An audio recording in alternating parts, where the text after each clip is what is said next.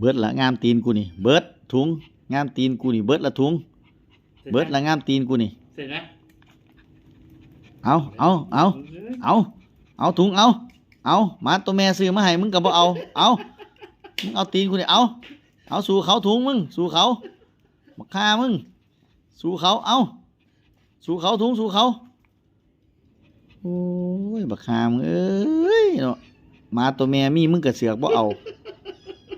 มึงเป็นอย่างนี้มึงเป็นหมากระเทยบ่นี่มึงไหน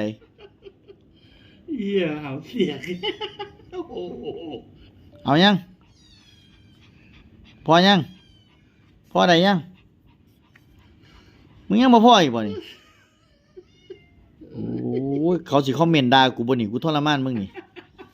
กูลงเฟซนี่เขาต้องคอมเมนต์ด่ากูบ่นี่ฮะทรมานสัตว์เขาสิบ่ว่านี่เขาด่ากูได้บ่นี่กูสิเป็นคนดังได้บ่นี่เอาล่ะวะพอละกูว่าไอ้เหี้ยมันเลิศเลยงามกู